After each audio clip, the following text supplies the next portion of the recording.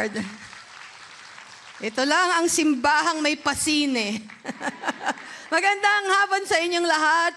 It's such a joy to be here in the house of the Lord, and I want to welcome lahat ng atin pong mga online community all over the world. God is good, tama? Amen. At ngayon ay ang topic ko will reinforce din yung ating topic for next week. I just felt like when we keep repeating things, ay mas madaling ma-engrave sa atin, matanim sa atin. Today, my topic is about from impossible to possible. Ginamit ko ang backdrop ng story ni Peter when he walked on the water. At pinamagatan kong message na to na faith in action. Sabihin nyo nga, faith in action. Ang pinanood natin ay galing sa Matthew chapter 14, verses 22 to 33. You know, karamihan sa atin ay pamilyar sa kwentong ito ni Pedro na naglakad sa tubig. May nabalitaan na ba kayong naglakad sa tubig? Marami tayong balita naglakad sa baha. Sino rito yung bahain ng lugar? Wala pa akong narinig na pumangalawa kay Pedro na naglakad sa tubig. Kasi hindi ito posible. Ito ay imposibleng bagay, unusual, uncommon, unexplainable. At simula po ngayon na ibibuild na natin po yung ating tag sa ating theme that we want to see the church enter in seeing all these uncommon, unfamiliar, unusual, unexplainable miracles. Your impossible situation can become God's stage for the unexplainable miracles. Pwedeng maging good news ang pinagdadaanan ng bawat isa sa atin. Pwedeng yung inyong mga kabigatan, mga krisis, ay platform ng Diyos para ipakita niya ang kanyang himala. Amen? Na hindi tayo titigil sa kakapaniwala pananampalataya sa Panginoon. So ang context ng kwentong ito, bago nangyari yan, pinakain muna ni Jesus na ang mahigit na 5,000 mga tao gamit ang 5 loaves and 2 fishes. Naalala ninyo yon na nagpakain, minultiply ni Jesus ang tinapay at ang isda. At may mga natira pa. So what happened was, pagkatapos pinasakay niya yung mga disciples, idea ni Jesus na ihayo ang mga disciples, sabi niya, pumunta na kayo doon sa kabilang side. At habang nga sa gitna na nga sila ng dagat, ay naroon na nga dumating ang malakas na bagyo. Umipang malakas na hangin at yung alon talaga namang pagka-OA.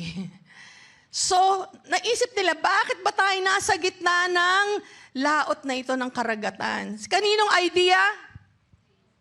Kaninong idea yon? Kay Jesus. Minsan ang tao, iniisip nyo, bakit ba ako napunta sa problemang ito? Idea pala ni Jesus, hinayaan ka ron. Ang kagandahan nito, bago ka padalin doon, alam na ng Diyos na dadaanan mo yon. Kagaya ni Pedro. So, importanteng makita natin ito na binagyo sila habang sumusunod sila kay Jesus. Hindi ibig sabing sumunod tayo sa Diyos ay hindi na tayo babagyuhin. The Bible says, in this world, you shall have many troubles. You shall have many tribulations. But the scripture says, be of good cheer, for I have overcome the world. Hindi bago ang mga problema. Hindi bago ang mga tukso, dadaanan, at kasama yan sa buhay. Minsan sumunod ka naman, pero nakita mo, parang mas lumaki pa yung problema mo. Diba? Minsan parang hindi ka maintindihan. Nung ikay nagpapakalayo-layo sa Diyos, ang saya-saya mo.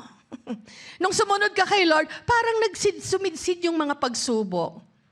Sinusubok tayo para makita natin ang kamay ng Diyos sa maraming bagay na nais niyang gawin. Bandang madaling araw, nakita nilang naglalakad si Jesus sa ibabaw ng tubig. Natakot sila dahil akala nila, multo! Di bang sabi ni Pedro, a ghost, may multo. Siguro sa malayo pa lang, umiksena si Jesus. Talagang may dramatic entrance, di nila maaninag ang muka. Pero sinabi ni Jesus, take courage. It is I. Do not be afraid. Ang sabi naman ni Pedro, kung totoong ikaw nga yan, Jesus, tell me to come to you on the water. Hayaan mo, payagan mo akong lumapit sa'yo. Diyan, kung nasan ka, to the waters. Anong sabi ni Jesus? Come. May paanyaya. Merong inimpart na grace si Jesus. Come. Kaya minsan sa mga buhay natin, may mga pinagdadaanan tayo. Lord, kung hahayaan mo ako, lalapit ako sa iyo.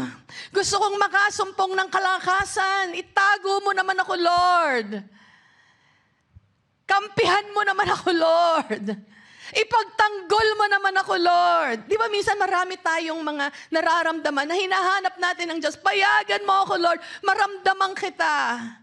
Ang sabi ni Jesus, come. Come. Yan ang paanyaya sa atin. At doon nagsimula ang mga imposible. So today, I want to share 3 keys para makita natin ang mga imposibleng bagay na nagiging posible. Ano ang susi dito sa kwento ni Pedro? Una, ay pinakinggan niya ang tinig ni Jesus. Hear His voice. Napakahalaga nito pag tayo may mga pinagdadaanan. Napakaraming boses sa paligid natin. Napakaraming mga sulsol ng kaibigan. Napakaraming mga side comments. Hindi mo marinig. Ano ba talagang gagawin ko? Ang bigat ng aking kalooban. Wala akong pera. Lord, anong gagawin ko sa mga panahon na ito? Kaya tulad ni Pedro, ang sabi niya, Lord, if it is you, tell me to come to you on the water. Hindi basta tumalon si Pedro sa tubig. Naghintay muna siya ng salita mula kay Jesus. Mahalaga yung naririnig muna natin bago tayo humakbang. Hindi yung sugod ng sugod. Basta-basta na lang. Sige, eto na. Wala na akong pakialam kung ano mangyari. Basta kung galit ako, sasabihin ko. Pakinggan mo ano ang nasa puso ni Jesus sa mga sitwasyon na ikaw ay may pinagdadaan ng mabigat. So mahalaga ang go signal ng Diyos sa buhay natin. Can I hear an amen? Mahalaga yung kanyang pagsang-ayon. Hindi sinabi ng weather forecast na pwede siyang maglakad kasi talaga namang pag nakita niya, imposible. Ang lakas ng alon, ang lakas ng hangin, may bagyo. Hindi safe. Pero, ni sa hinagap niya, hindi niya maiisip maglakad. Pero ang sabi ni Jesus, come! Woo! Andun yung faith, papasok. Come, Hazel! Believe, Hazel! Kaya yung nakita ninyong mga papel na iyon, I believe. Yung sagot naman ng mga MC natin, para sa pangkalahatan. Ilagay nyo dyan yung para sa sarili nyo. Hindi para sa simbahan. Because God wants you to exercise your faith. What are you believing for? Sige nga. Alam niyo ba sa theme natin in the past few years, balikan natin ang past 3 years, we had this theme of waves of glory. We've seen the glory of God manifest sa ating kalagitnaan. Wave after wave. And then we saw this theme the following year ng massive harvest. Andun ba kayo nun? Massive harvest. Maraming umani. At tayo bilang simbahan, ang dami nating nakita na pagpapalang ibinuhos ni Lord sa atin. We cannot name it one by one, but I was amazed. Totoo ang Diyos sa sinabi niya, you will truly enter into this massive harvest. And then the next year, which was last year, open heaven. Hallelujah. Did we truly had an open heaven? Last year, simula nung natawid natin ang last year, we have built one church worth 20 million pesos. Is it an open heaven? Yes, it is an open heaven. Hiningan ko ba kayo ron? Hindi ko kayo hiningan. The Lord has provided for us. We didn't do fundraising for a building project sa Mindoro. The Lord said it was an open heaven. At nasa open heaven pa rin tayo nitong period. Pero tatawirin natin, possible! Hallelujah! Lahat ng mga hindi ordinaryong mga himala na nakikita natin, walang mata, nagkamata. Walang kapera-pera, yumaman bigla. Hallelujah! Imposible sa'yo magkabahay, nagkabahay ka. Biglang pinaltik yung amo mo, ang dami niyang pera, biglang hindi niya alam kung kanino niya ibibigay. Ang sabi ng Diyos, ibigay mo dyan! Ang tagal-tagal na niyang naninilbihan sa'yo. Imposible ba yon? Hindi yun imposible. But God wants to raise our faith into this place, into this level, that we can believe God for anything unusual, uncommon, unexplainable. Yung pag kinausap ko kayo, paano nangyari yon, Sister? PH, I'm lost of words. Hindi ko na alam pa paano. Only God. Yan yung element, yan yung factor, the God factor sa ating mga hinihintay na breakthrough. Yung parang biglang ikaw ang na-promote, ikaw ang number 1 tatanggalin, tapos sa kaduluduluhan, ikaw pa yung na-promote sa opisina. Yung akala mo magsasara na ang company, biglang naka-close ng project at ikaw ang naging daan. Tapos biglang ang itinalon ng sweldo mo, milya-milya sa hindi mo inaakalang yun ang inyong increase. Kaya sa I believe na papel, you don't understand the power of this. Last time, I was sharing sa online natin, doon pa tayo sa maliit na studio natin. Someone really wrote, pinakita niya sa akin, PH, last year, nung sinabi niyo po, sinend pa niya sa akin yung nirecord niya, ito po yung sinabi niyo, sinundan ko po kayo, nasa bahay ako, sinulat ko, ako rin, Lord, naniniwala, magkakabahay ako. At sinend niya sa akin ng picture, PH, nagkabahay ako. Sabi ko, hindi ako nagtataka. Dahil pinaniwalaan mo ang Diyos. You stepped in faith. You wrote down by faith. We don't underestimate. We don't take it lightly. This is a declaration form natin. I believe. Hallelujah. Kaya yung, I want to be successful. Anong itsura ng success? Anong itsura ng success sa'yo? Ang successful ba sa'yo ay talagang restored ang family, walang sakit ang pamilya? Yun ba ang success sa'yo? Ang success ba sa iyo ay ikaw nang biglang pinagluto ni Madam ng almusal, hindi na ikaw nagluto? Biglang ang sabi niya, Maria, huwag kang gumising, ako nang bahala. Wow, success yun! Tipong Chinese New Year, hindi siya nagbibigay ng angpaw. Bigla kang binigyan, pati si Ama, si Madam, si Sir, sabay-sabay sila. Na parang feeling mo, wow, successful ang taong kong ito. Pero mahalaga ang tinig ng Diyos bago tayo humakbang. Hakbangan natin. Sabay-sabay tayo. Hindi lamang po itong building ang nakita nating tinayo. I showed them to you. We reported that to you. Hindi ko kayo hiningan dito. God sent the donor into my place. And we are praying. I was declaring. Ang sabi ko sa kanya, hindi ko bahay ang pinapatayo. Hindi mo rin bahay. We do our part. Ang yabang ko pa nun, yung pala, sasagutin niya lahat ang pagpapatayo. Umabot na ng 20 million.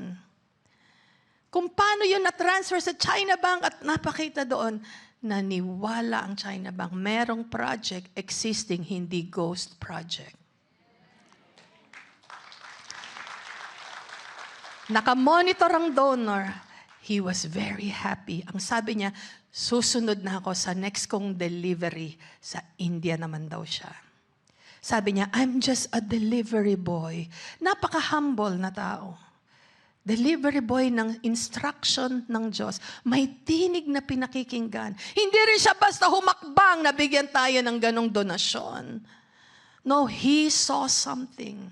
He heard something. Bago tayo humakbang, mahalaga ang tinig ng Diyos sa lahat. Kahit na kayo'y naguguluhan, kahit na kayo'y litong-lito, kahit bumabaha ang luha ninyo, kahit iiyak sa panalangin, huwag kayong madadala ng emosyon kapag kayo'y hahakbang at tubig ang hahakbangan. Kailangan ang tinig ng Diyos. Amen. Faith comes by hearing, and hearing by the word of God, of Jesus Christ. Ang word na hearing dyan is the logos. And another word na hearing is in Greek word rhema. The logos and the rhema word of God. The written word of God, which is the scripture, and the spoken word of God. Mahalaga ang spoken word of God. Paano naririnig ang spoken word of God? Yung tipong may kausap ka, parang narinig mo, tumalon yung salita niya, naramdaman mo, nag-connect sa'yo. That could be the word of God to you. Na nai-inspire ka, that you are stirred inside your heart. The written word is when you read the scripture. The scripture jumped off the pages. Tumalon ang mga talata. At sinabi mo, parang ako ang kinakausap. Di ba ganon? At marami sa inyo lumalapit, PH, para sa akin yung sermon mo. Kung 10 kayong para sa inyo, kanino talaga? Kung lahat kayo para sa inyo, ibig sabihin, nangungusap ang Diyos sa inyo through the spoken word. It becomes rhema to you. Hiningahan ng Diyos ang mga salita na yon sa inyo. And I hear God's voice so often in my life. And when I hear His voice, walang pwedeng mang-agaw sa akin nun. Akin yan! Gagawin ko yan! I am unstoppable! When I hear God's voice, kahit paglakad sa tubig.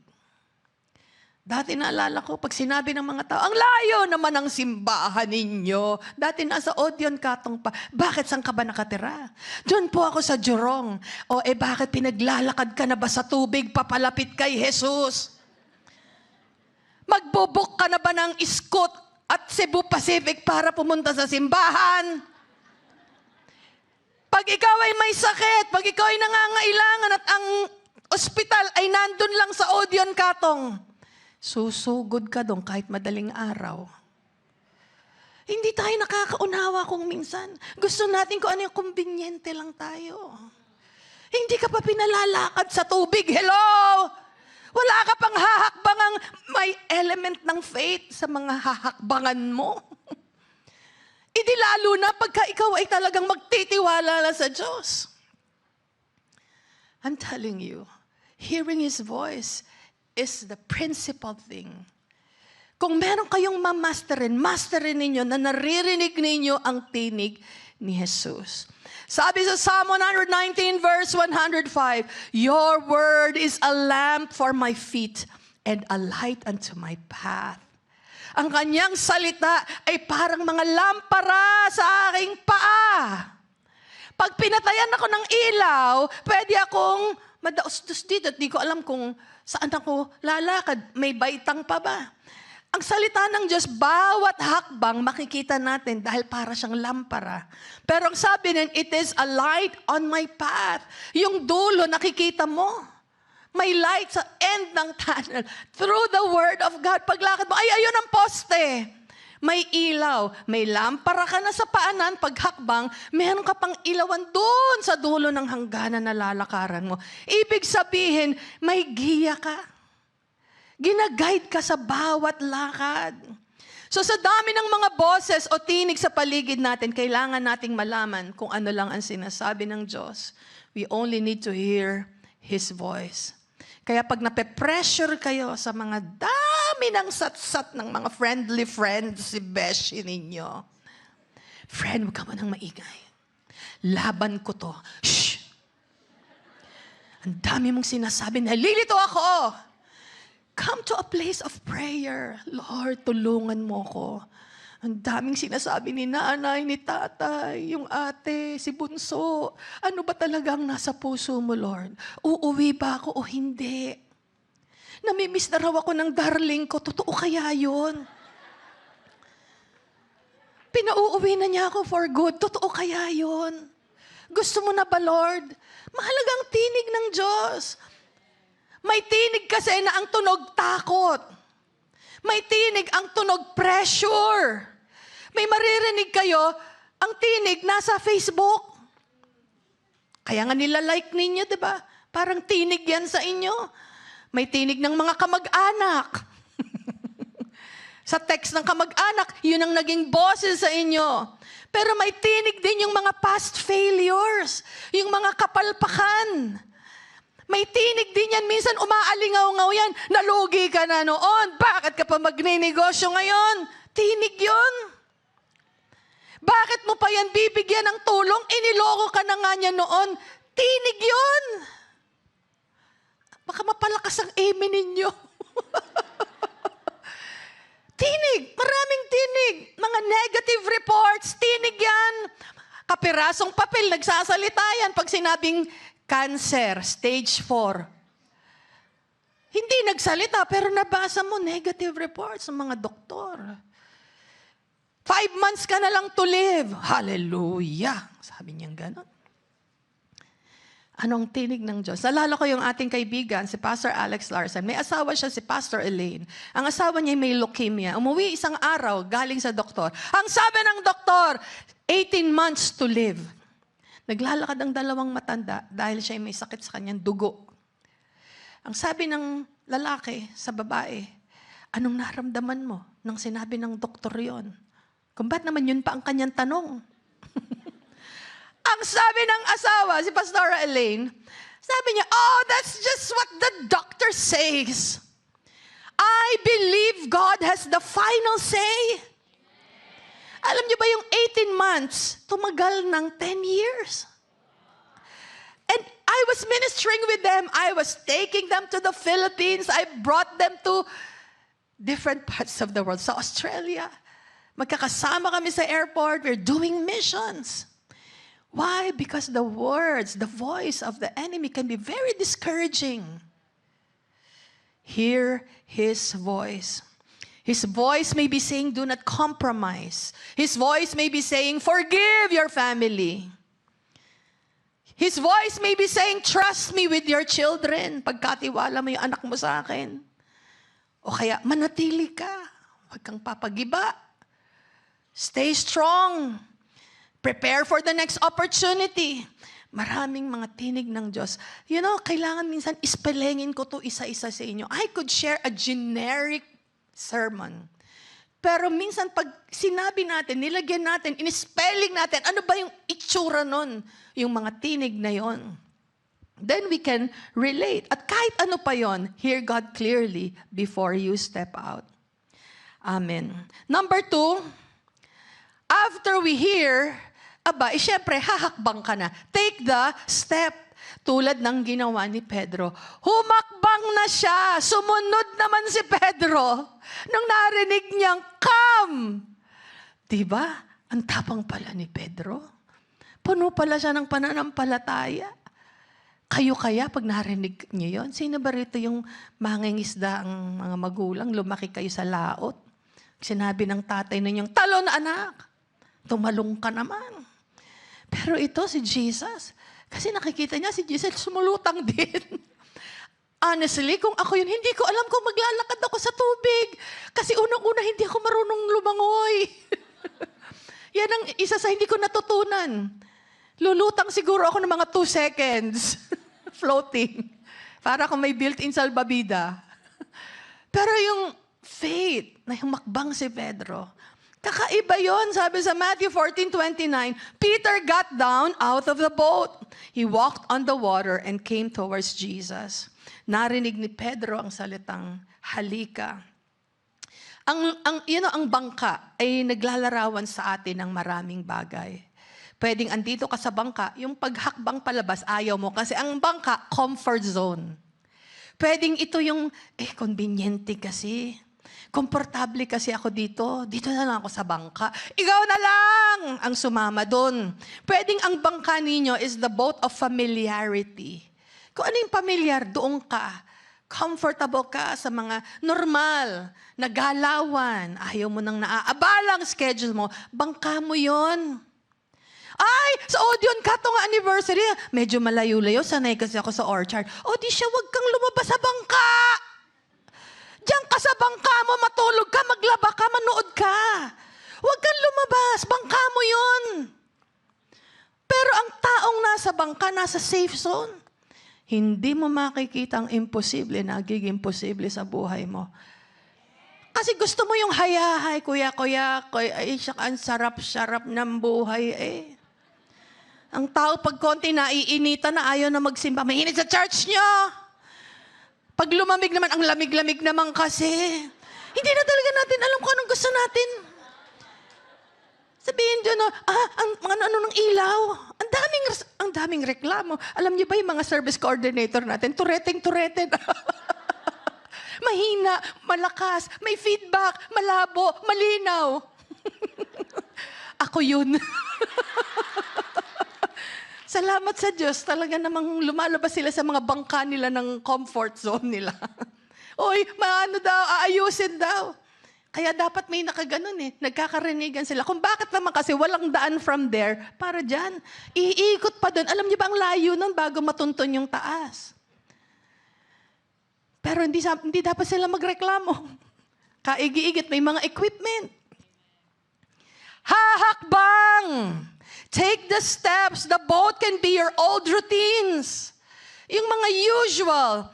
Ito rin yung fear of change. Takot ka kasing magbago yung sistema ng buhay mo. Alam niyo ba ang unang nababago pag ang puso ng tao nabago? Ang pitaka. Pag ayaw mong pakialaman ng Diyos ang pitaka mo at ang ATM mo, hindi ka pa talaga nababago. Maniwala kayo sa akin. Pag kayo'y ganito pa rin, narinig nyo na nagmamaang-maangang kayo, ibigay ninyo ang inyong mga ikapu at handog. Wala ko narinig. Pupunta ako sa toilet. Iinom ako ng tubig na uuhaw ako. Ang daming dahilan! Hindi ka pa nababago. Ang unang-unang nabago sa akin, 13 years old. Binigyan ako ng 20 pesos. Sabi ko, ibig bang sabihin, ang 10% nito kay Lord, I was 13 years old. Ang sabi ko, ito na pala yun. Ipapractice ko na ang Christianity. 2 pesos ang una kong offering. I'm telling you, pag hindi yan nahakbangan, iikot kayo ng iikot sa bangka. Lord, maghimala ka sa aking finances. Nasa bangka ka pa. Lord, kailangan ko ng pangtusos, may nasa ospital. Lumabas ka sa bangka. Lord, ito na lang natitira. Ilabas mo sa bangka. Walang iba. 21 years na ako nagpapastor, hindi ito nababagong katotohanan. Sumunod na nababago sa inyo yung oras, yung commitment. Bakit una pitaka? Kasi where your treasure is, there will your heart be also. Yung kayamanan mo, yung nilalagay mo sa puso mo, uy, sweldo ko to, walang makikialam. Walang manghihingi. Akin to, ako nang bahala rito. I'm not saying this with condemnation. I'm just sharing with you the secret. Nakita ko eh. Naranasan ko. Hawak ko. Hindi ko tinatanong kung hawak nyo. Ang kulit nyo. Ang disciples, nakakita kay Jesus din. Pero, hindi lang naman si Pedro nasa bangka, di ba? Sino lang ang nangahas magsabing lalakad siya? Si Pedro lang. At lumabas nga si Pedro. So, anong pinag-iba nilang lahat? Iiyak ako sa inyo. Ang pinag-iba nila ay yung umaksyon, si Pedro. James chapter 2 verse 17, anong sabi rito?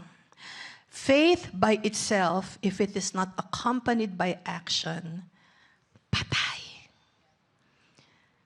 It's dead. Faith without works is dead.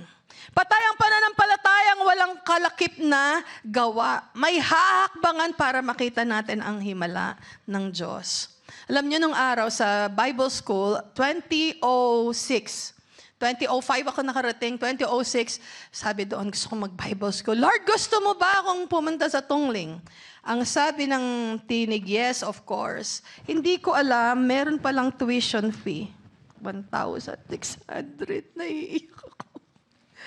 1,600! Ang pera ko lang, 100! Di syempre, kailangan ko ng faith sa 1,500. Pinasa ko ang application. Kulang na lang, magtangs ako everyday. Ay, malapit na. 3 days na lang ay pasukan na. Wala pa akong tuition. Hinugot ko na ang application. May daga yata doon. Hinugot ko na application. Sabi ko, sorry, wala akong pangbayad ng cash. Pero 3 days pa yon.